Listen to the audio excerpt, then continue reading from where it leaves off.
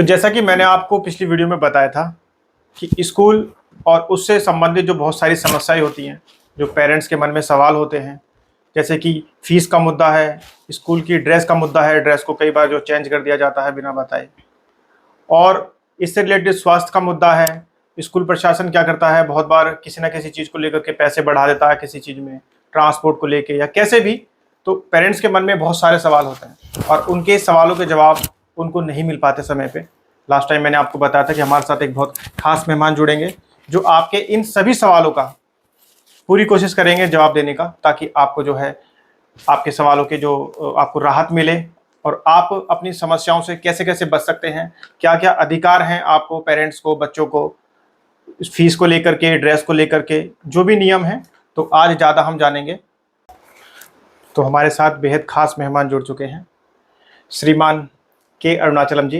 के अरुणाचलम जी जो हैं वो पेरेंट्स एसोसिएशन के जनरल सेक्रेटरी हैं, और आप सभी के जितने मन में सवाल हैं उनके सवालों के जवाब हम के अरुणाचल जी से चाहेंगे कि वो सारे के सारे सवालों के आपके जवाब दे पाएँ। तो शुरू करते हैं आज की खास बातचीत। सर, आपका बहुत बहुत स्वागत है। आपका भी बहुत बहुत धन्यवाद, मेरे को आपने अपने चैनल पे मौका दिया। जी सर, मैं पहले ये चाहूँगा और मेरे दर्शक भी ये चाहेंगे कि पहले आप अपने बारे में थोड़ा सा विस्तार से बताएं कि आपके मन में कब ऐसा आया कि आपको पेरेंट्स के लिए या बच्चों के लिए या जो भी आप संस्था चलाते हैं और जो आप समाज सेवा करते हैं, तो बस मैं चाहता हूँ कि आप जो है थोड़ा सा अपने बारे में हमारे दर्शकों को बताएं। देखिए, मेरा नाम के अरुणाचलम है। मैं जनरल सेक्रेटरी हूँ all Noida school parents association का और एक समाज सेवी भी हूँ। देखिए, मैं ये जो all Noida school parents association है, ये हमारी पेरेंट्स की अभिभावक संघ है। ये बेसिकली जो स्कूल के में बच्चे पढ़ते हैं उनके माता पिताओं की एक एसोसिएशन बनी है। वो उसका मैंने एसोसिएशन बनाई थी 2017 में। ये 2017 ये उस टाइम की बात है। ये एसोसिएशन उस टाइम की बात है जब ये स्कूल जो ये 5वां वेतन आयोग आया था, जो वेतन आयोग आया था, जिसकी वजह से वेतन आयोग की वजह से स्कूल ने फीस काफ़ी कुछ बढ़ा दिया था, ड्रास्टिकली फीस बढ़ा दिया था। तो उसके लिए उसके टाइम पे कोई सुनवाई नहीं थी स्कूलों की। स्कूल जो जितने प्राइवेट स्कूल अपनी मनमानी तरीके से फीस ले रहा था बच्चों का, और कोई सुविधाएं नहीं दे रहा था। वो चाहे बेसिक हाइजीन को लेकर के देखो, स्कूल के ड्रेसों, हर चीज़ का मतलब एक अपना तानाशाही से फीस स्कूल की चल रही थी। अपनी मर्जी, उस तानाशाही को रोकने के लिए मैंने एसोसिएशन बनाया। तो हम 4-5 लोगों ने मिलकर के एसोसिएशन बनाया। जैसे हमारे अध्यक्ष जी यतेंद्र कसाना जी हैं और हमारे उपाध्यक्ष विकास बंसल जी हैं, मैं महासचिव हूँ। हम 4-5 लोगों ने मिलकर ये हमने एसोसिएशन बनाया 2017 में, इसको रजिस्टर कराया। उसके बाद से हम स्कूलों के कई सारे मुद्दों पे हम लड़ाई लड़ रहे हैं। पेरेंट्स के जो भी स्कूल में प्रॉब्लम आ रही है, जैसे आप देखेंगे तो स्कूल की फीस को लेकर के है, या स्कूल में जाके उनके कमर्शियल एक्टिविटीज शुरू कर दी है उन्होंने। जैसे स्कूल में बुक्स बेचना है, कई चीज, मतलब कह रहा हूँ कई चीजें ये। उसके बाद हमने स्कूल, मतलब हम आगे इस पे काफी हाई लेवल तक हमने इस पे फाइट किया।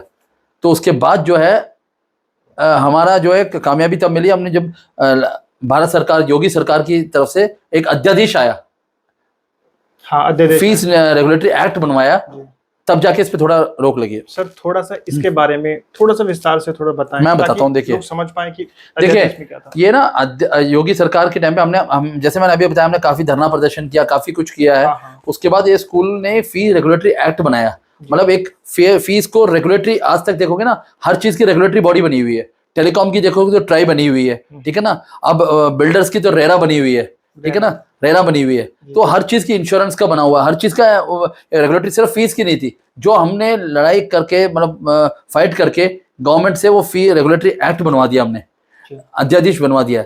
अध्यादेश ये 2018 में आया था। इसमें इन्होंने कई गाइडलाइंस बना दी स्कूलों को कि इन नियमों के चलते ही स्कूल को चलाना है, इतने फीस, इतने परसेंटेज फीस बढ़ानी है, और उसमें ये चीजों का पालन करना है। और उसमें इन्होंने हर जिले, ये पूरे उत्तर प्रदेश के लिए लागू बना दिया, और उसमें जो है उन्होंने हर जिले में एक रेगुलेटरी कमेटी बना दी, कमेटी का गठन करा दिया गया, जिसके जो जिले में जिसके मुखिया होंगे जिलाध्यक्ष उस जिले के। जैसे गौतम बुद्ध नगर जिले के जिलाध्यक्ष होंगे इसके मुखिया, इसके महासचिव होंगे DIOS।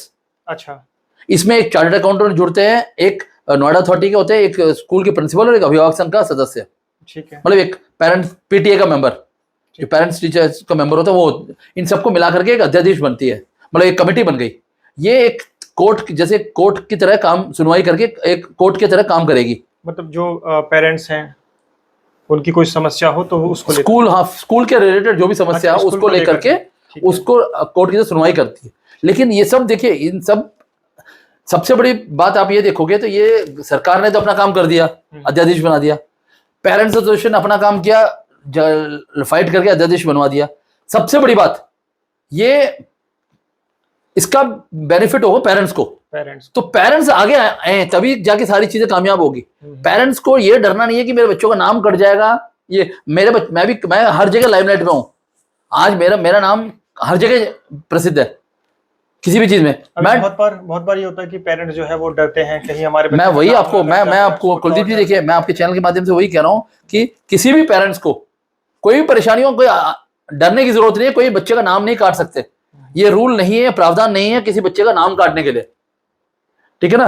तो सर ये राइट टू एजुकेशन एक्ट के अंडर में जो राइट टू एजुकेशन एक्ट आया है उसके अंतर्गत कोई किसी बच्चे का नाम नहीं कर सकता, पहली बात तो, ठीक है ना। तो ये, और दूसरी बात, आप जो अध्यादेश पे मैं आता हूं वापस, जो आप कह रहे थे अध्यादेश का, थोड़ा इसमें इन्होंने ये बनाया कि हर स्कूल को हर साल फीस जो बढ़ानी है उन्होंने वो कर दिया कि 8%, मैक्सिमम स्कूल 10% बढ़ा सकता है, मतलब 5% फीस प्लस उस साल का क्यूमुलेटिव सीपीआई इंडेक्स मिला करके ये फीस बढ़ा सकती है। इससे ज्यादा कोई स्कूल बढ़ा नहीं सकती। और उसमें उनको, और एक और चीज इसमें बोला गया है कि हर सत्र में, नए सत्र में, अप्रैल में सत्र शुरू होता है, उसमें अगर फीस बढ़ानी है तो उसके 90 दिन पहले हर स्कूल को अपने फीस का ब्यौरा बढ़ाने का ब्यौरा, टीचर्स का सैलरी का ब्यौरा, सारी चीजें अपने वेबसाइट पे अपलोड करने का प्रावधान नहीं, अनिवार्य है। अच्छा, ये अपलोड करना पड़ेगा इनको। ठीक। और उसको फिर इसको फीस जो बढ़ा रहे हैं उसको एक डीआईएस को बेच के उनसे अप्रूवल लेनी पड़ती है। लेकिन कोई स्कूल नोएडा के अंदर, गौतम बुद्ध नगर के अंदर देख रहा हूं, कोई स्कूल इसका पालन नहीं करता।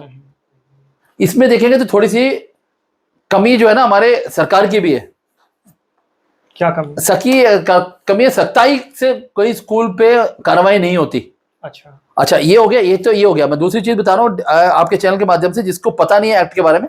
एक तो ये हो गया, एक्ट में ये भी कहा गया है कि कोई भी स्कूल में किताब या कॉपी या यूनिफॉर्म के अंदर में बिक्री नहीं करेगा, कोई बिक्री नहीं करेगा, ठीक है जी। अब आप देखेंगे तो उसमें, लेकिन अभी भी स्कूल्स बिक्री कर रहे हैं, इस चीजों को लेकर के बिक्री कर रहे हैं। वो भी कहते हैं, और किसी पेरेंट्स को ये फोर्स नहीं किया जाएगा कि स्कूल के अंदर से यूनिफॉर्म खरीदना है या बुक्स खरीदनी है। और ये भी प्रावधान है इसमें एक्ट में कि कोई स्कूल 2 साल से पहले यूनिफॉर्म नहीं चेंज करेगा। अच्छा, आजकल स्कूलों ने अपना इनकम बना लिया कि छोटा सा लोगो चेंज कर दिया। हाँ, वो ये करते हैं कि कोई लोगो चेंज कर दिया या कोई पट्टी लगा दी या छोटा सा कपड़ा चेंज कर दिया, तो बोलते कि हमने नई ड्रेस जो है वो बना दी है। पब्लिक वो ये कहते हैं स्कूल पेरेंट्स से पैसा उगाई करने का जरिया कर दिया इन्होंने। ये नहीं, और हर स्कूल में ये बोला गया कि एनसीईआरटी की किताब भी खरीदनी है, लागू करनी है। लेकिन कोई स्कूल एनसीईआरटी की बुक्स लागू नहीं करता, और हर एक स्कूल अपना बुक्स पब्लिशर का लगाता है, जो बहुत ज्यादा महंगा है। अगर आप स्कूल में जो किताब खरीदे वही बाहर जाके खरीदेंगे तो उसमें 10 से 12% का वेरिएशन मिलेगा आपको। और स्कूल के यूनिफॉर्म्स में भी देखेंगे आप, स्कूल के कपड़े, ड्रेस जो स्कूल के शॉप से खरीदे उसका ड्रेस का कपड़ा देखिए और बाहर का कपड़ा देखिए, वेरिएशन होगा, सस्ते भी मिलेगा चीजें। और एक चीज और है, देखिए मैं कह रहा हूँ स्कूलों ने, मतलब इसमें ये थी अध्यादेश का, इन सब चीजों का ये प्रावधान है इस अध्यादेश के अंदर। अगर इसका कोई उल्लंघन करता है तो इसमें पेरेंट्स को एक प्रावधान दिया कि इसकी शिकायत पेरेंट्स कर सकता है। कैसे? अगर मान लीजिए कोई बच्चे का फीस आपको लग रहा है कि स्कूल में उस परसेंटेज से ज्यादा फीस बढ़ाई गई है 10% से, और स्कूल ने अपना ब्यौरा नहीं वेबसाइट में अपलोड किया हुआ है, या फिर उन्होंने स्कूल बुक्स और वो बेचना, इस विषय में स्कूल को पेरेंट्स जो है ना एक चिट्ठी लिखेगा, स्कूल को शिकायत लिखेगा, उसका 3 हफ्ते वेट करेगा। ठीक है। अगर स्कूल से कोई जवाब नहीं मिलता या जो स्कूल ने जवाब दिया उससे आप संतुष्ट नहीं है, उस विषय में उसकी एक कॉपी आप डीएफआरसी जो कमेटी गठन हुई है डीएम के अंदर, उसको एक कॉपी आप दे सकते हैं और एक कॉपी अभिभावक संघ को दे दीजिएगा।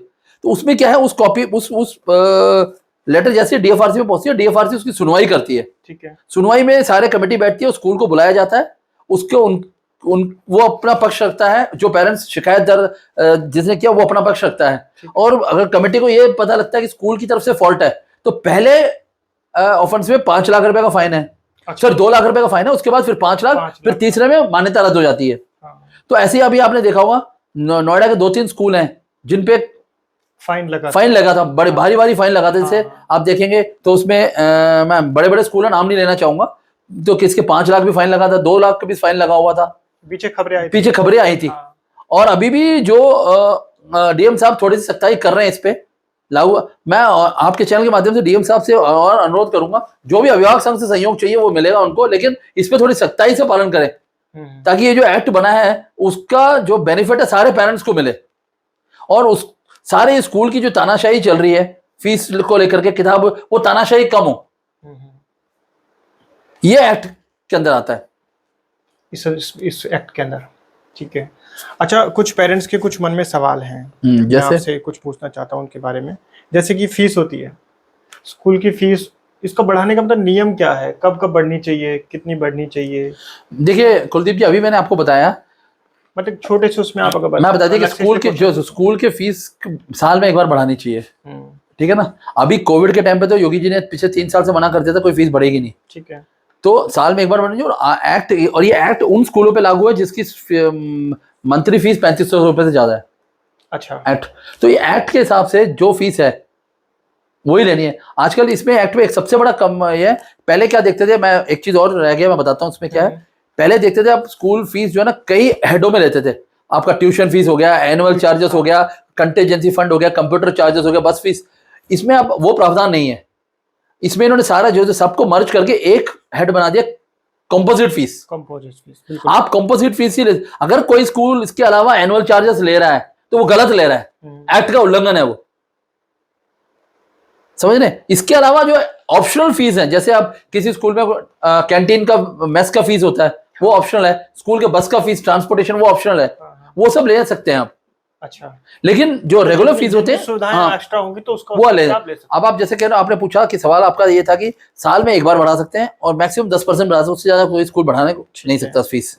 और सर ड्रेस जो होती है, ड्रेस कई बार, देखिए मैं बताता हूँ, ड्रेस का जो है ना, जैसे मैंने अभी आपको बताया, हर स्कूल हर एक्ट के हिसाब से 2 साल से पहले कोई स्कूल यूनिफॉर्म चेंज नहीं कर सकता, ठीक है, एक छोटा सा लोगो भी नहीं चेंज कर सकता। वो करने से पहले उनको एक डीएस से नोटिफिकेशन देनी पड़ेगी, उसको वो लेना पड़ेगा, मैं अपने स्कूल का ड्रेस चेंज कर रहा हूँ, और ये पहले मेरे 2 साल पहले ये बढ़ा हुआ था। अच्छा, ये लेना है, मतलब पास करानी पड़ेगी। हाँ, करानी पड़ेगी। और सबसे बड़ी बात जो है ना, और स्कूलों को मैं यही देखिए आपके चैनल के माध्यम से मैं यही अनुरोध करूंगा कि कोई स्कूल जो है ना किसी पेरेंट्स को फोर्स ना करे कि अपने स्कूल से वो यूनिफॉर्म खरीदे या बुक्स खरीदे। अच्छा, बट स्कूल वाले तो बोलते हैं कि कहीं और फिर मिलेंगे नहीं ड्रेस भी। देखिए ये सब चीजें ना स्कूल की, मैं कह रहा हूँ ना, तानाशाही है, ऐसा कोई बुक नहीं है। आज मैं यहाँ आपके चैनल के माध्यम से बताता हूँ, अरोड़ा बुक्स डिपो है सेक्टर 16 में, 18 में, दीपक अरोड़ा जी मालिक है। आप हमारे एसोसिएशन का नाम लेके जाइए, आपको 10% डिस्काउंट भी मिलेगा उसमें, क्या बुक्स और नोटबुक्स में। हर स्कूल की किताब रखते हैं वो अरोड़ा जी। और एक और चीज देखेंगे आपके, ये सेक्टर सब मॉल है, सब मॉल के सामने, नोएडा में से अट्टा में सब मॉल है, सब मॉल के सामने। अच्छा, ठीक है जी। आप एक चीज देखिए, जब आपके टाइम पे स्कूल आप पढ़ते थे या मैं पढ़ता था, हम लोग क्या करते थे, हमारे टाइम पे स्कूल में बुक किताब भी होती थी, हमारे भाई बहन, बड़े भाई बहन जो पहले क्लास में पास हो, उनके किताबों से हम पढ़ लेते थे, उनकी किताबों से पढ़ लेते थे। बहुत बार जो ड्रेस, हाँ, वो यूज कर लेते। लेकिन आजकल ये सिस्टम, ये स्कूल में मना करते हैं, ये ऐसा नहीं करना चाहिए। देखिए कई गरीब बच्चे होते हैं जो बुक्स नहीं अफोर्ड कर सकते, वो किसी से ले लिया, उन्होंने डोनेट, किसी ने डोनेट कर दिया, वो डोनेशन के तौर पे ले लिया। बल्कि आजकल तो मैंने ये भी देखा है कि जिस साल की जो ड्रेस होती है वो साल कंप्लीट होते होते ही छोटी हो जाती है। देखिए मैं वही कह रहा हूँ ना, देखिए आप एक चीज सिंपल देखिए, स्कूल का खरीदा हुआ, मैंने आपको बताया स्कूल में खरीदा हुआ कपड़ा जो आप महंगा खरीद रहे हैं, उसी को आप बाहर खरीदिए यूनिफॉर्म। कपड़े में बहुत फर्क है और प्राइस वेरिएशन भी है, प्राइस ज्यादा है और कपड़े की जो क्वालिटी है वो और खराब है। बिल्कुल। मैं अभी देखिए, अभी हम लोग इसमें कार्रवाई, अभी हमारी संस्था इसमें कार्रवाई करवा, डीएम साहब से अनुरोध कर रही है, चिट्ठी देने वाली है कि स्कूल, अभी जैसे नया सत्र आते ही हम लोग इस पे फिर डीएस को चिट्ठी देंगे और उनसे अनुरोध करेंगे सारे स्कूलों में कार्रवाई करें जो स्कूल पेरेंट्स को फोर्स करती है कि मैं हमारे स्कूल पे यूनिफॉर्म की शॉप रहे। पहली बात तो किसी स्कूल में यूनिफॉर्म शॉप या बुक शॉप खोलना अलाउ नहीं है, फिर भी इलीगल तरीके से खोल रखा है तो उसको बंद करवा दें, या और उनको किसी पेरेंट्स को फोर्स ना करें हमारे यहाँ से खरीदा जाए। सर एक और है क्वेश्चन जो लोगों के मन में है, टीचर्स की एजुकेशन को लेके, जो स्कूलों में टीचर्स को रखा जाता है, बहुत बार ऐसी भी मतलब खबरें आई हैं कि टीचर्स को मतलब उसकी एजुकेशन जो है वो बच्चों को पढ़ाने लायक है ही नहीं। देखिए वह मैं ये बात बिल्कुल अच्छा क्वेश्चन और पूछा आपने। दूसरा एक और भी लेता हूँ साथ में क्वेश्चन, और कि जो आपने बताया कि 3 महीने पहले जो है ब्यौरा जो है पूरा वेबसाइट पे अपलोड करना चाहिए। जिन टीचरों को रखते हैं उनकी सैलरी जो होती है वो ऐसे ही मतलब बहुत कम एजुकेटेड बंदों को रख लेते हैं वो, बट जो सैलरी जो दिखाते हैं कि उनकी सैलरी ज़्यादा दिखाते हैं और एजुकेशन उनको होती नहीं है, तो बच्चे फिर ऐसे कैसे क्या पढ़वाएं? देखिए ये बहुत अच्छा सवाल है। अभी पीछे एक स्कूल में ऐसे ही हुआ था। एक स्कूल में मैं स्कूल का नाम नहीं बताऊंगा, आपके जो दर्शक है उनको पता होगा, क्योंकि मेरे इस विषय में मेरा कई चैनल में मैंने इंटरव्यू दे दिया है। एक नोएडा का नामी गामी स्कूल है, ठीक है जी, जिसका 2011 में मान्यता भी रद्द हो गई थी। अच्छा। 2011 में वो स्कूल नोएडा का सबसे बड़ा रेप्यूटेड स्कूल है। उसमें उन्होंने क्या किया, एक प्रिंसिपल थी जो आजकल वहां से हटा दी गई है। अच्छा। उस प्रिंसिपल ने अपनी तानाशाही के बलबूते पे बैठा के टीचर्स को बुलाया, जबरदस्ती कमरा बंद किया, उनको फोन जमा कर लिया और बोला जी आप रिजाइन करो। रिजाइन बनाया, उनको साइन करवाया रिजाइन पे जबरदस्ती। अच्छा। वो इसलिए कि टीचर्स की सैलरी ज्यादा है उनको। और जो टीचर उस स्कूल में 12-12, 14-14 साल से क्वालिफाइड MA BEd करके BA BEd करके TGT PGT के लेवल पे पढ़ा रहे हैं, उनसे रिजाइन करवा दिया।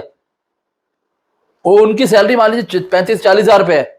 वो पैसा बचाने के लिए या जिस करने के लिए वो उनको स्कूल प्रशासन को बताऊंगा, उसके अगेंस्ट में देखिए वो एक सब्जेक्ट के टीचर को हटा रही है। एक साथ अगर 5 टीचर हट जाती हैं, 5 सब्जेक्ट के टीचर चाहिए उनको, उसके अगेंस्ट में जो नए नवसिखिए बच्चे हैं, मैं ये नहीं कहूँगा बच्चे गलत हैं, नए अभी जो MA BEd की कोर्स कर रही है टीचर पढ़ाई है, उनको कम सैलरी में भर्ती कर दिया। तो ये शिक्षा के साथ नाम पे खिलवाड़ हो रहा है। फिर तो अधूरा ज्ञान विनाश। ये देखिए शिक्षा के नाम पे, एजुकेशन के नाम पे खिलवाड़ है ये एक तरह से। कम से कम आप हर चीज पे कॉम्प्रोमाइज कर रहे हो, बच्चों की पढ़ाई पे तो कॉम्प्रोमाइज मत कीजिए। जी बिल्कुल बिल्कुल। ऐसे करके उस प्रिंसिपल ने टीचर्स से रिजाइन लिखवाया, काफी फोर्सफुली रिजाइन लिखवाया टीचर्स के, मतलब और एक टीचर से दूसरे टीचर से मिलना नहीं दिया। इतने ज्यादा गुंडागर्दी तरीके से काम करवाया स्कूल में। और सबसे बड़ी बात जो है वो अब खैर उस स्कूल ने हटा दिया उस टीचर को, लेकिन सबसे बड़ी बात देखिए ना, टीचर्स जो है हर स्कूल में टीचर्स क्वालिफाइड होती हैं। आज आप एक बात बताइए, कोई बच्चा प्राइवेट, माँ बाप जो बच्चा प्राइवेट ट्यूशन के लिए भी जाता है तो पहले उसका पूरा वो देखता है कि कितना क्वालिफाइड है, कितना वो है, हाँ। क्या एक कैपेबल है या नहीं है चीजें। आप अगर आज की डेट में आप एक कोई चीज खरीदने जा रहे हो या मान लो किसी से घर का काम करवाने जा रहे हो, आप ये देखते हो ये फलाना आदमी जो है घर का काम कर रहा है, ठेका दे दें, ये बंदे अपने पहले काम क्या किया, क्या इसकी वो है रेपुटेशन, क्या एक्सपीरियंस, क्या वो देख के करते हैं। वैसे ही शिक्षा में भी होना चाहिए। टीचर्स देखिए PGT TGT का कोर्स करके, प्रॉपर कोर्स करके एक्सपीरियंस टीचर्स होती हैं,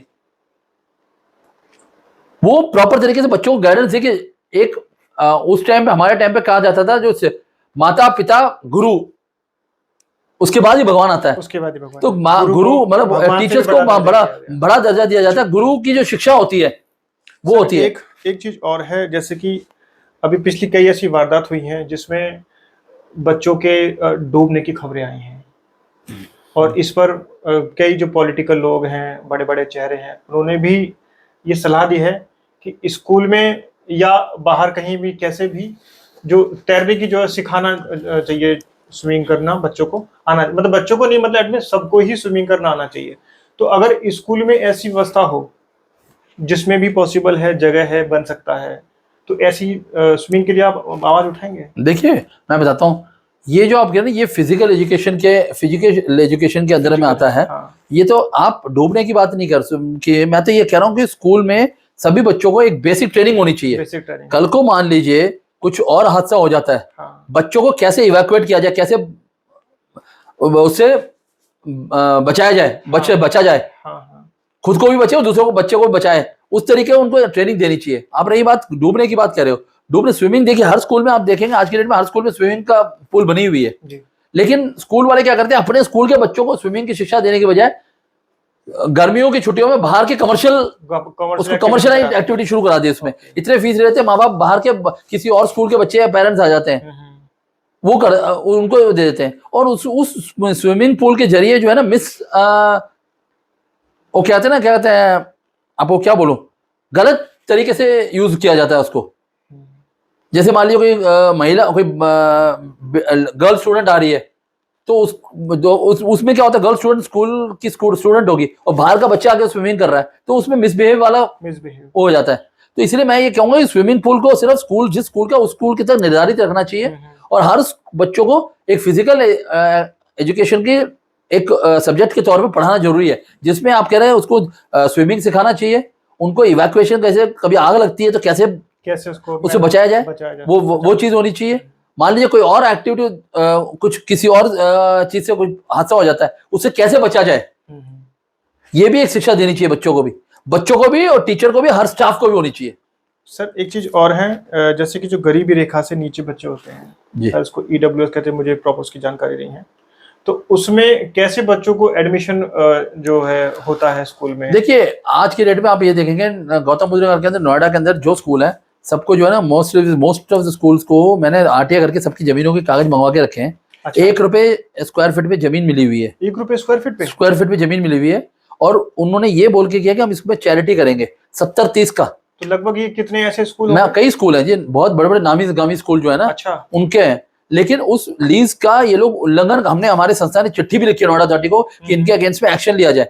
जैसे मान लीजिए 70-30 का होता है, 70% तो नॉर्मल स्कूल का होता है पढ़ा बच्चों का, 30% गरीबी रेखा से EWS के बच्चों को फ्री एजुकेशन देने के लिए, अच्छा, राइट टू एजुकेशन के अंदर में फ्री एजुकेशन देने के लिए बोला गया है। लेकिन कोई स्कूल जो है सिर्फ कागज में दिखा देता है, लेकिन एक्चुअली जो है ना उसमें फ्री एजुकेशन नहीं देता। तो मैं आपके चैनल के माध्यम से एक बार फिर DM साहब से अनुरोध करूंगा कि ऐसे स्कूलों पे थोड़ी सख्त कार्रवाई की जाए। जी सर, एक चीज और है, अभी बहुत बार खबरें ऐसी आई हैं और उसमें ये रिलीजियन को लेकर के हिंदुओं को टीका नहीं लगाने दिया जा रहा, या जो क्रिश्चियन स्कूल, मतलब बहुत ऐसी है, मैं वैसे नहीं बोलूँगा उस चीज़ को क्योंकि हो सकता है वो किसी को बुरी लगे, लेकिन ये जो हिंदू मतलब रिलीजियन को लेकर, मजहब को लेकर के जो चीजें होती हैं, इस चीज पे कैसे रोक लग सकती है? देखिए मैं पहली बात बताऊंगा, मैंने जैसे बोला ना, शिक्षा एक कहते हैं ना, एक विद्या का मंदिर है, एक तरह शिक्षा का मंदिर है, एक स्कूल जो है ना एक शिक्षा का मंदिर होता है, और जो उसमें पढ़ाने वाला वो एक गुरु जो है ना भगवान से बड़ा दर्जा होता है, जैसे अभी आपने कहा। उसमें मैं कह रहा हूँ इसमें हर मजहब के बच्चे पढ़ने का उनको राइट है, चाहे वो हिंदू से हो, मुसलमान से हो, या क्रिश्चियन हो, सिख हो, कोई भी हो। तो पहली बात तो स्कूल को इसमें डिस्क्रिमिनेशन नहीं करनी चाहिए कि ये बच्चा हिंदू है। देखिए हर मजहब वाला है, अब एक मोमदन है वो रोजा रख के आता है, उसको ये नहीं बोला जाता है रोजा मत रख। अब एक हिंदू है वो तिलक लगा के आता है, तो उसको ये नहीं बोला जा सकता कि तिलक क्यों लगा रहा है। बिल्कुल बिल्कुल। ऐसे अभी पीछे आपने देखा होगा, एक बेंगलोर में कहीं हुआ था कि आप कह रहे थे कि बुर्का नहीं पहन के आ सकते किसी कॉलेज में। वो चीजें गलत है। देखिए स्कूल एक शिक्षा का जो वो होता है, एक विद्या मंदिर होता है, वो वहां पे डिस्क्रिमिनेशन नहीं होनी चाहिए कि मजहब का वो नहीं होना चाहिए कि तू किस मजहब से है, तू गरीब से, ये तो मजहब भी अपना, तू गरीब है अमीर है, वो चीजें नहीं होनी चाहिए। उसमें सारे सामान्य दृष्टि से देखो, ऑल आर इक्वल। और जिसका जो मजहब है, अब आप कई बार मैंने देखा एक स्कूल में भी ऐसे ही हुआ था, एक नोएडा का नामी गामी स्कूल है, क्रिश्चियन स्कूल है वो। उसमें क्या था, एक बच्चे को वो क्रिश्चियन नहीं है, उसको कुछ मोमदन के बच्चे को उसने कुछ कह दिया था। अच्छा। तो उसमें जाके बच्चे ने आपस में हाथापाई हुई, मारपीट हुई, वो चीजें हुई। तो ये चीजें बढ़ावा देती है मजहबी हिंसा को। अभी से बच्चों के मन में ये चीजें हिंसा के प्रति जो है ना वो फैलाया जा रहा है। हाँ। वो नहीं फैलाना चाहिए। मैं कह रहा हूँ इन सब चीजों से बच्चों को परे हट के, बच्चे जो है ना इन सब चीजों से परे हटके सिर्फ उनको अपने पढ़ाई में ध्यान देना चाहिए। बच्चे ये नहीं देखा तू तिलक क्यों लगा के आया है, या तू वो क्या कहते हैं अपना उसको ईसा मसीह को क्यों वो कर रहा है, अपने धर्म को क्यों। देखिए हर किसी का हर धर्म है, तो उसको स्कूल वालों को ये टीचर्स के ऊपर है कि उनको ये किया जाए कि सारे डिस्क्रिमिनेशन ना करके सभी एक समान रखना चाहिए टीचर्स को। सर आपसे एक अगला सवाल है हमारा, मेरा भी है और सभी पेरेंट्स का भी है, हमारे दर्शकों का। आपसे बहुत उम्मीदें हैं उन्हें, और वो इस उम्मीद में ये वीडियो देख रहे हैं कि उनके बहुत सारे सवालों के जवाब आप देंगे। देखिए आपके चैनल के माध्यम से मैंने जितना विस्तार से सवालों के जवाब मिले और मैंने अध्यादेश का समझाया, खुलासा किया। आपने बहुत सारे सवाल हमने आपसे पूछे और आपने बहुत अच्छे से उनका जवाब दिया है, और मुझे उम्मीद है कि बहुत सारे पेरेंट्स को जो है वो चीज़ समझ में राहत मिलेगी इनको। अभी भी मेरे पास और भी सवाल हैं, आप वीडियो छोड़ के मत जाइए और आप सुनते रहिए। सर अभी कुछ समय पहले ही 18 साल से जो कम उम्र के बच्चे हैं, गवर्नमेंट ने बिल्कुल सख्त मना कर दिया है कि वो व्हीकल नहीं चलाएंगे। यदि व्हीकल चलाएंगे तो उसके खिलाफ सख्त कानून कार्रवाई होगी। उनके पेरेंट्स को जो है जुर्माना भी हो सकता है और जेल भी। लेकिन उसके बावजूद भी बहुत सारे मैंने खुद बच्चे ऐसे देखे हैं जो स्कूल की जब छुट्टी होती है, स्कूल के बाहर वो आते जाते हैं, व्हीकल चलाते हैं। देखिए पहली बात तो मैंने पहले भी कई चैनलों के माध्यम से बोला है, अभी आपके चैनल के माध्यम से भी मैं योगी जी को धन्यवाद देता हूँ। ये कानून जो है, हालांकि कानून पहले आ चुका था लेकिन उसका इम्प्लीमेंट नहीं हो रहा था। अभी योगी जी ने इस कानून को सख्ताई से इम्प्लीमेंट करवाया है, उसके लिए मैं आपके चैनल के माध्यम से योगी जी को धन्यवाद देता हूँ कि 18 साल के कम उम्र के बच्चों को 4 पहिए 2 पहिया वाहन चलाना बिल्कुल बैन है। अगर इसमें देखिए सबसे ज्यादा इसको रोक अगर रखना है ना, मेन सबसे बड़ी बात 2 चीजों, देखो इस कानून, ये तभी जो कानून तो कागज में तो आ जाते हैं, इसको ग्राउंड लेवल पे इम्प्लीमेंट नहीं हो पाता। उसको इम्प्लीमेंट, इस पर्टिकुलर कानून को इम्प्लीमेंट करने के लिए 2 लोगों की सख्ताई 2 लोगों को बरतनी पड़ेगी। एक तो खुद माँ बाप को, पहली बात। देखिए माँ बाप को ये कि अपने बच्चे चाहे जितने अमीर बच्चे हों, अपने बच्चों को 2 व्हीलर या 4 व्हीलर जितना अच्छा चैंपियन होगा वो, लेकिन उसको देना नहीं है, बिल्कुल नहीं देना, ठीक है जी, बिल्कुल रोकें। और दूसरा है स्कूल प्रशासन। देखिए आप देखिए आज के डेट में ऐसा कोई स्कूल नहीं है जिसमें ऐसा, अगर 100 में से 90 बच्चे जो है 2 व्हीलर में आते हैं, स्कूटी में आते हैं, वो गर्ल चाइल्ड हो या बॉय हो, कोई भी हो, स्कूटी में आते हैं, बाइक में आते हैं। मैंने अभी पीछे देखा था गौतम बुद्ध नगर सेक्टर 47 में एक कौन से स्कूल का बच्चा था, स्कूटी में जा रहा था तेज बगैर हेलमेट के, बिल्कुल, और उसी के स्कूल के बस वाले ने चौराहे पे मार दिया और वही ऑन द स्पॉट डेथ हो गई इसकी। अच्छा, मतलब वो 47 सेक्टर के आज से 3 साल पहले की बात बता रहा हूँ। हेलमेट नहीं लगाया हुआ, बस 2 बच्चे स्कूटी में जा रहे थे, बड़ी तेज जा रहे थे। मैं कहीं जा रहा था, पीछे मैं बहुत करीब आगे 8-10 गाड़ियों से पीछे मेरा कार था, मैं कार में आ रहा था, मैं मेरे गाड़ी को पास करते वो बच्चा गया, जब तक मैं वो सिग्नल में पहुंचा तो बच्चे की लाश पड़ी है वहां पे। नुकसान किसका हुआ इसमें? माँ बाप का। तो सबसे बड़ा स्कूल को इस विषय में सख्ताई बरतनी पड़ेगी। अगर कोई बच्चा स्कूल में 2 व्हीलर लेके आता है, सबसे पहले वो उसकी एंट्री बंद करो और उसके माँ बाप, उसको वहीं बिठाओ, उसके माँ बाप को बुलाओ, माँ बाप के खिलाफ बोलो जी आप ये क्यों एंकरेज कर रहे हैं 2 व्हीलर देने के लिए। अगर वो नहीं मानते तो उनके खिलाफ पुलिस पे कंप्लेंट करें, माँ बाप के खिलाफ, ये कि बच्चा, ये कानून आया हो उसके अंतर्गत बच्चा लेके आया, देखिए तभी इस पर जो है, तभी इस पे सख्ती, क्योंकि देखिए इससे काफी एक्सीडेंट भी रुकेंगे। एक्सीडेंट, क्योंकि बच्चों की उम्र ऐसी होती है, 17-18 साल जो 12वीं 11वीं के बच्चे होते हैं, इनकी उम्र ही ऐसी होती है, अपने टशनबाजी में चलाएं, स्कूल चलाएं चीजें, ये चीजें बच्चों को एंकरेजमेंट नहीं देनी चाहिए। आपने सही कही, जो सबसे पहली लापरवाही है वो माँ बाप की है। और लोगों को जो है अपने बच्चों का बहुत, अगर जिंदगी आप चाहते हो कि वो सेफ रहें, आपके साथ वो हमेशा रहें, तो सबसे पहले आपको बदलना होगा। और दूसरे स्कूल प्रशासन को भी जो है ये इस पर काम करना होगा, उसको देखना होगा कि कौन ऐसे बच्चे हैं जो व्हीकल लेकर के आते हैं, उनको भी जो है इस पे बहुत ज्यादा परिश्रम करना होगा। एक चीज और है, इस चीज को हम रोक सकते हैं। एक चीज और है, देखिए कई स्कूलों में आज के डेट में मोबाइल फोन भी लेके जा रहे हैं बच्चे। खैर मोबाइल लेके जाइए, आजकल पढ़ाई मोबाइल से हो रही है, सारी चीजें हो रही है, लेकिन उस मोबाइल का गलत इस्तेमाल भी होता है। उस चीज को टीचर्स को देखना है, होता है कि पढ़ाई के, देखिए इलेक्ट्रॉनिक गैजेट्स तो आ गए हैं, वो सही तरीके से उसको यूज किया जाए, काफी बेनिफिशियरी है वो, लेकिन उसको आप गलत तरीके से यूज ना करें, उसको कैरियर के लिए यूज करें। कई स्कूलों को तो मोबाइल, मैंने कई स्कूलों को मैं देखा है, वो रिसेप्शन में जमा करवा देते हैं, फाइन देते हैं। वैसे करना चाहिए स्कूलों को इन चीजों को। और सबसे बड़ी बात, जो आप 18 साल के कानून की बात कर रहे थे, इसी में मैं कह रहा हूँ, इस पे देखिए एक तो ये भी है, प्लस इसके अलावा भी इसमें एक तीसरा अहम जो सख्ताई बरतने वाले, जो तीसरा अहम वो है, कंट्रीब्यूटर है ARTO, रोड ट्रांसपोर्ट इंस्पेक्टर जो होता है RTO ऑफिस में, उनको भी जगह जगह समय समय पे अपने चेकिंग करनी चाहिए। कोई बच्चा, चलिए स्कूल का ना हो, कोई बच्चा वैसे चला रहा हो स्कूटी, चले हमने तो बोल दिया कि स्कूल पे तो चलो स्कूल वाले रोक लगा देंगे, माँ बाप ने दे दिया या माँ बाप को बिगर बताए बच्चा ले गया, उसको कौन रोकेगा? तीसरा रोकने वाला है ARTO। सख्ताई रोके, उस गाड़ी को जहां पकड़े वहीं इंपाउंड कर दे, बच्चे को बैठा ले और माँ बाप को बुला के उनके खिलाफ फाइन करें। ऐसे एक दो केसेस आएंगे, मतलब सख्ताई बरतेंगे तो सारे थोड़ा सा इस कानून का इम्प्लीमेंटेशन होना शुरू हो जाएगा, और इससे हमारे देखेंगे हादसे बहुत कम हो जाएंगे जी, और ट्रैफिक जाम भी कम हो जाएंगे। ये बिल्कुल आपने सही बात कही। सर एक अगला सवाल और लेते हैं आपसे। जी बोलिए। स्कूलों में मेडिकल एक रूम होता है, जी लेकिन आपके हिसाब से जो मेडिकल रूम है वो सब जगह होता है या नहीं होता, मतलब क्या उसको देखिए, कहेंगे आप? इसका भी एक प्रावधान है। हर स्कूल में बोला गया है कि एक मेडिकल रूम होना चाहिए। उसमें मेडिकल की एक बेसिक सुविधाएं होती है, बेसिक चीजें होनी चाहिए। एक नॉर्म्स बने हुए हैं इसके भी कि इस स्कूल में ये मेडिकल रूम होनी चाहिए। रूम का साइज तक प्रिस्क्राइब किया हुआ, इतने बड़े साइज में एक बेड होना चाहिए, एक मेडिकल में वहां पे एक ट्रेंड नर्स होनी चाहिए, ट्रेंड नर्स, एक बेशक एक बीएमएस कोई डॉक्टर इस तरीके का पर्सन हो जो बच्चों को इमरजेंसी में देख करे। लेकिन कोई स्कूल इसका पालन नहीं कर रहा। देखिए, बेसिक मैं आज की डेट में ऐसे स्कूल भी मैंने देखे हैं जिसके पास करोड़ों रुपए का फंड है, लेकिन इन चीजों में लापरवाही कर जाता है। उस स्कूल में ना तो उनके एक छोटे से फर्स्ट एड बॉक्स भी नहीं रखते।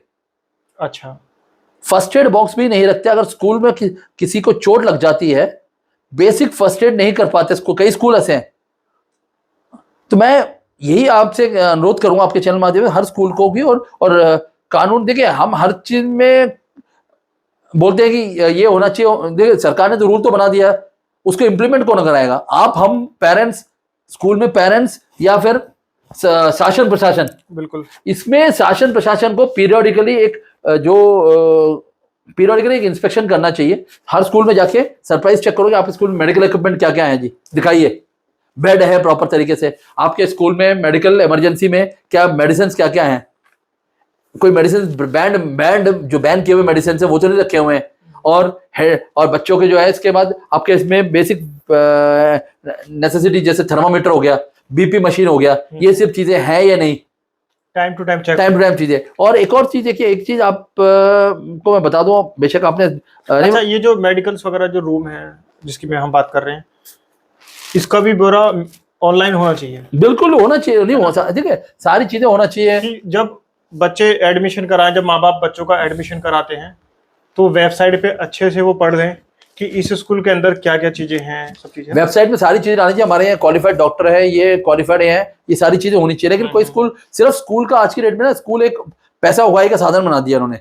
आज की डेट में स्कूल ऐसे ऐसे अरबपतियों के स्कूल बने हुए हैं जो कभी शिक्षा फील्ड में थे नहीं, उनके स्कूल्स बने हुए हैं यहाँ पे। अच्छा, तो थोड़ा, अब देखिए मैं नाम नहीं लूंगा, लेकिन काफी ऐसी चीजें, इसमें से ये चीजें इन्होंने कमर्शियलाइजेशन हो गई है स्कूल के अंदर। बिल्कुल, बिल्कुल। और आप एक चीज और देखिए, कई स्कूलों में देखो बेसिक हाइजीन जो होता है, बेसिक हाइजीन, वॉशरूम्स ठीक है नहीं है, ठीक है ना? वॉशरूम्स में टाइम टू टाइम जो उनके उसमें साबुन पड़ते हैं या ये चीजें हैं, तो जो गर्ल चाइल्ड के लिए जो होती है चीजें, अलग वॉशरूम सही है नहीं है, उनके कुछ चीजें, उनकी जो बेसिक नेसेसिटीज है वो पूरी हो रही है नहीं हो रही है, ये चीजें भी होनी चाहिए स्कूल में, ठीक है ना? ये चीजों को भी कैटर करना चाहिए स्कूल को। और इसकी पीरियोडिकली मैं आपके चैनल के माध्यम से शासन प्रशासन से अनुरोध करूंगा, इसमें अगर हमारी संस्था की सपोर्ट चाहिए तो हम आपके साथ, हमारी संस्था आपके साथ आएगी सपोर्ट, इसको जांच करने के लिए। लेकिन एक सरप्राइज चेकिंग पीरियोडिकली विजिट करें कि सारे स्कूल में ये सुविधाएं हैं या नहीं।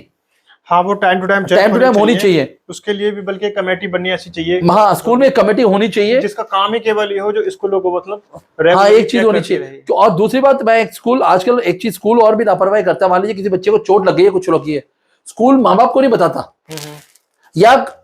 या तो स्कूल को ये पूछना चाहिए बच्चों की जो एडमिशन कराने की, बच्चे की कोई प्रीवियस मेडिकल हिस्ट्री तो नहीं है, अगर है तो उसके पेपर्स मेरे को जमा करा दें। सही बात, ठीक है ना? ये पूछ ले। अब वो तो पूछता नहीं, उस टाइम उनको तो फीस मिल रही है, अपना ले लिया, वो कर दिया। हाँ। लेकिन कई माँ बाप भी क्या, वो मेडिकल हिस्ट्री होती है उसको छुपाते हैं, वो भी नहीं होनी चाहिए।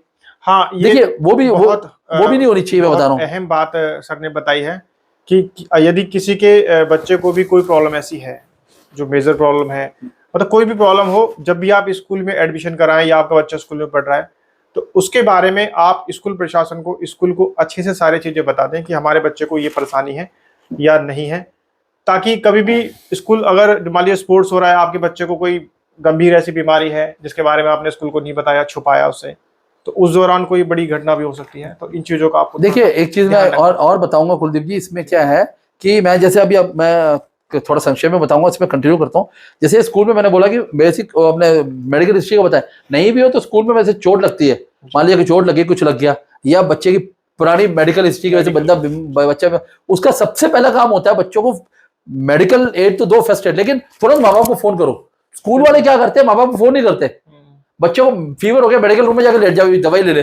अब वो बच्चा दवाई लेके वहीं लेट रहता है, और नहीं होता फिर शाम को फोन करते हैं आपके बच्चे की फीवर हो गया जी।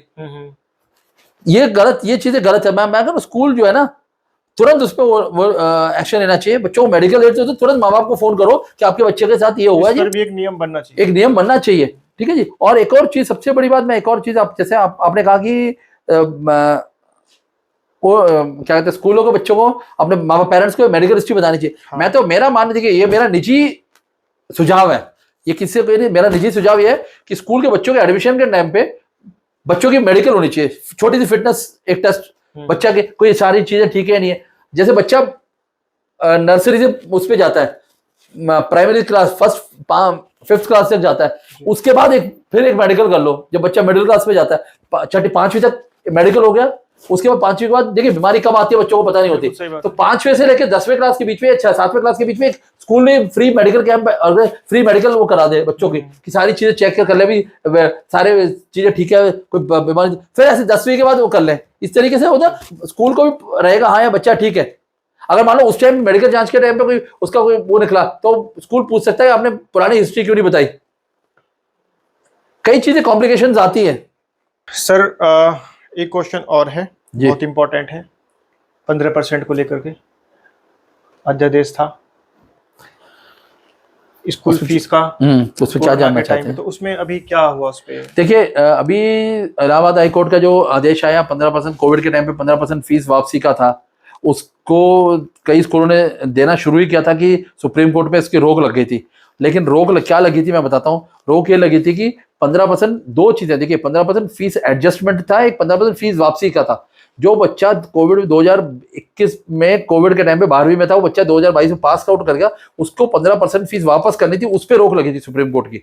लेकिन अभी खैर वो स्कूल रोक भी हट गई है, लेकिन अभी भी जो है ना, कई अब तो काफी स्कूलों ने देना शुरू कर दिया है। इस विषय में मैं डीएम साहब को धन्यवाद देना चाहूंगा और डीएस साहब को धन्यवाद देना चाहूंगा। उन्होंने थोड़ी सख्ती अपनाई हुई है, जिसकी वजह से कई स्कूलों के ऊपर अभी इन्होंने फाइन की 1-1 लाख रुपए फाइन किया हुआ था, फाइन किया था। कई स्कूलों को मान्यता रद्द करने के लिए भी बोला गया है। और अभी करीब करीब ये समझ लीजिए 70% स्कूलों ने फीस वापसी दे दी है। लेकिन अभी भी 30% ढीठ स्कूल, मैं कहता हूँ ढीठ स्कूल, नोएडा में सबसे बड़े ढीठ स्कूल कई स्कूल है, ठीक है नोएडा के अंदर, वो जो पेरेंट्स को घुमा देते हैं कि हमारे पास आदेश आया नहीं है, आदेश आया नहीं है, गुमराह करते हैं। वो पेरेंट्स मेरे को फोन करता है, मैं उनको आदेश देता हूँ, भाई ये ले जाके दिखाओ आदेश नहीं है, या स्कूल से लिखित में लो कि आदेश नहीं आया करके, कोई लिखित में देता नहीं है।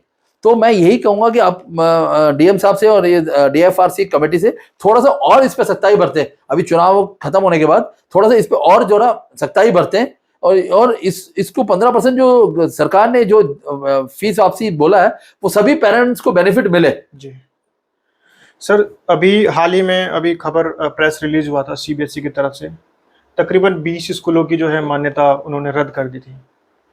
इस पर आप क्या कहेंगे? देखिए मान्यता 20 स्कूलों की मान्यता रद्द कर दी सीबीएसई, जिसमें गौतम बुद्ध नगर स्कूल का भी ट्रिनिटी स्कूल है, एक है। अच्छा। लेकिन ये देखिए, ये जो हुआ ना, ये गलत हुआ है। अभी एक्चुअली क्या है, जो मान्यता देते समय सीबीएसई, इसमें कई लोगों की लापरवाही है। आप देखेंगे तो सबसे बड़ी लापरवाही है सीबीएसई की। अभी मैं आपको रोकता हूं बीच में, अभी क्या होगा कि जो उस स्कूल से संबंधित लोग हैं, मैं उसी चीज पे आ रहा हूँ। देखिए जब मान्यता देते हैं तब तो कागज की पूरी कागजी कार्रवाई नहीं देखते कि पूरे पेपर्स पूरे हैं, कागज पूरे हैं, वो स्कूल एफिलिएशन के लिए क्वालिफाइड है नहीं है, वो सब चीजें देखते नहीं है। वो अपना लेके मान्यता दे दी। अब ये जो 20 स्कूल के मान्यता रद्द होने की वजह से, इस 20 स्कूल में, अभी मैं खाली गौतम बुद्ध नगर की बात नहीं कर रहा, टोटल ओवरऑल जो दिल्ली एनसीआर के अंदर 20 स्कूल, उसकी बात कर रहा हूँ। उसमें जो पढ़ने वाले बच्चे हैं, इनका भविष्य क्या होगा? पहली बात आप देखिए, बच्चों के सीबीएसई का एफिलिएशन कैंसिल हो गई, बच्चे आपका भविष्य का क्या होगा? आगे क्या से एग्जाम देंगे, क्या करेंगे? और इतने दिन से जो बच्चों की फीस ली जा रही है, बगैर मान्यता के फीस ली जा रही है। ऐसे ही स्कूल, मैं एक और विषय आपके संज्ञान में लाना चाहूंगा। नोएडा में एक बहुत बड़ा स्कूल था जिसका 2011 से मान्यता, बेसिक शिक्षा के अंदर मान्यता रद्द हो गई थी सीबीएसई की, लेकिन वो 2011 से 2022 तक 10 साल तक वो फीस लेता रहा और स्कूल चलता रहा। और स्कूल में धमका के टीचरों को नौकरी से हटाया भी जा रहा है, काफी कुछ उन्होंने की। बहुत बड़े बिजनेसमैन का स्कूल है वो। लेकिन उसपे क्या अल्टीमेटली, देखिए बच्चे को पढ़ाते माँ बाप जो है ना, अपना एक टाइम का पेट काट के फीस के लिए पैसा इकट्ठा करके, मेहनत मजबूरी करके वो लेके आते हैं, पैसा लेके फीस भरते हैं।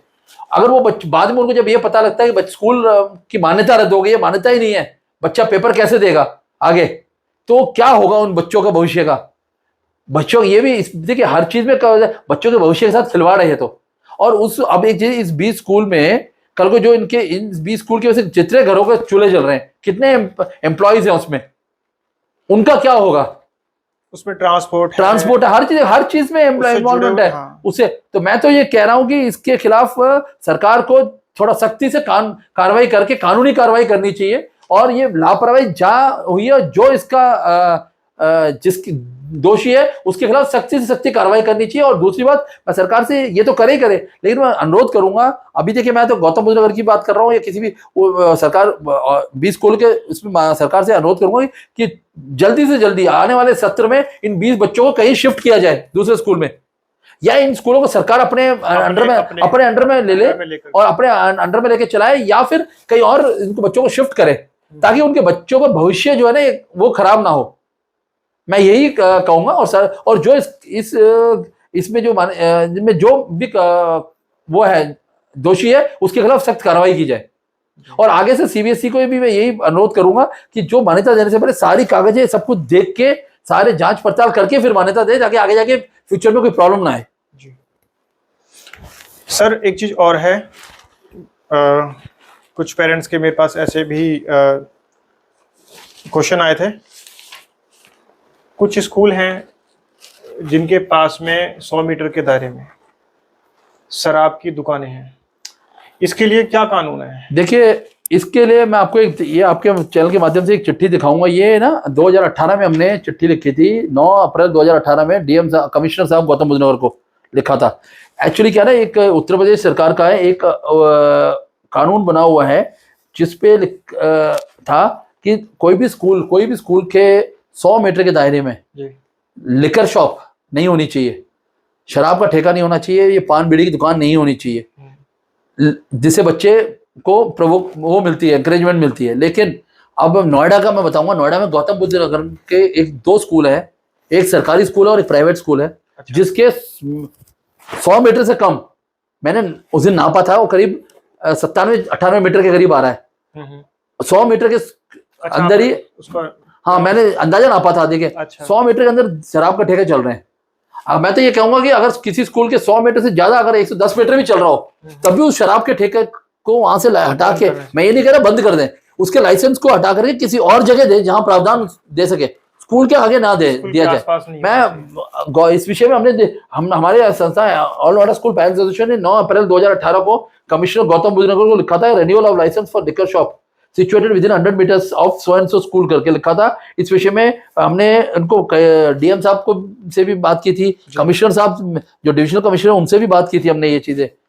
तो लेकिन उस पर अभी तक कोई वो नहीं प्रावधान, वो स्कूल अभी भी वो शराब के ठेके वहीं चल रहे हैं। इससे क्या होता है, देखिए शराब के अब क्या दिक्कत आ रही है, दोपहर के टाइम पे बच्चे को पिकअप करने माँ बाप पेरेंट्स जाते हैं, महिलाएं जाती हैं, वहां पे शराब के ठेके के बाद लोग उल्टे सीधे तरीके से करते हैं, मिसबिहेव करते हैं, और गर्ल्स चाइल्ड आती हैं, बच्चे आते हैं जो पैदल जाने वाले बच्चे हैं, उनके को मिसबिहेव होती है। तो अब देखिए पुलिस तो हर जगह वहां खड़ी नहीं हो पाएगी ना, स्कूल के बाहर कब तक खड़ी रहेगी पुलिस। बिल्कुल, ये चीजों को तो सरकार शासन प्रशासन को देखना चाहिए। मैं ये क्या ना, शासन प्रशासन तभी हरकत पे आती है, मैंने पहले भी देखे कई चीजों में हरकत पे तभी आती है जब कोई हादसा हो जाता है। उस हादसे को देखो, एक कहते हैं ना, prevention is better than cure, English में कहते हैं। तो मैं वैसे ही हादसा होने से पहले उस पर जो है हरकत पे आ जाए, सच्चाई थोड़ा कर ले। सही बात है, घटना होने से उसको रोक लगा दिया जाए तो घटना ना हो।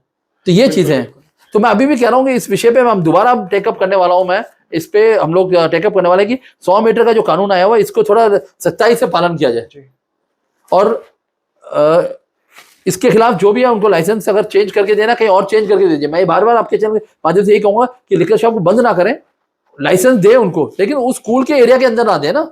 ऐसे ही मैं नोएडा के एक सेक्टर है जो बहुत पुराना सेक्टर है नोएडा के अंदर, वो बहुत पुराना सेक्टर है, काफी उस सेक्टर के थिकली पॉपुलेटेड है, वहां पे चारों तरफ घर है। अच्छा। घर के बीच में शराब का ठेका खुला हुआ है। ये तो बहुत गलत प्रभाव है। नोएडा का सेक्टर है, मैं सेक्टर नंबर नहीं बताऊंगा, लेकिन उस सेक्टर में उस ब्लॉक के अंदर वो सबसे पुराना सेक्टर नोएडा के अंदर, जिसमें 10 ब्लॉक हैं पूरे सेक्टर में, मतलब ये समझ लीजिए सबसे पुराना उस सेक्टर के अंदर एक थिकली पॉपुलेटेड रेजिडेंशियल एरिया में आपने शराब का ठेके का लाइसेंस दे दिया।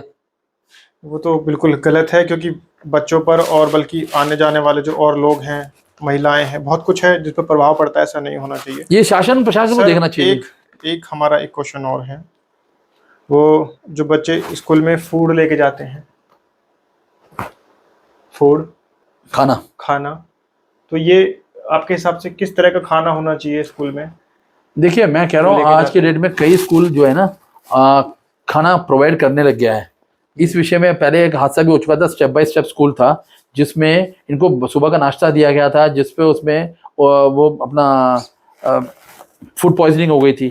तो अगर स्कूल को देखिए, स्कूल अगर मेस है उनके स्कूल में खाना देते हैं तो उसके लिए उस मेस का पूरा सेफ्टी नॉर्म्स का पूरा पालन करना चाहिए। फूड एंड सेफ्टी लाइसेंस होनी चाहिए उस कैंटीन वेंडर के पास, food and safety licence, food and safety norms के हिसाब से। मैं स्टेप बाय स्टेप स्कूल में जब हुआ था, मैं गया था, वहाँ देख के आया, काफ़ी लापरवाहियाँ बरती हुई थी उनकी, तो वो चीज़ ना हो। और रही बात माँ बाप, अगर मान लीजिए कोई बच्चों को स्कूल खाना लेके आता है घर से, तो मैंने कई स्कूलों में देखा है कि वो क्या करते हैं, सबसे बड़ी है ना, बच्चों को खाना लेके आती है माँ बाप या कोई भाई बहन कोई खाना लेके आता है, उसको गेट पे से अंदर नहीं जाने दिया जाता, अंदर नहीं जाने, सिक्योरिटी को बोल देती है यार ये खाना इस क्लास में दे दो।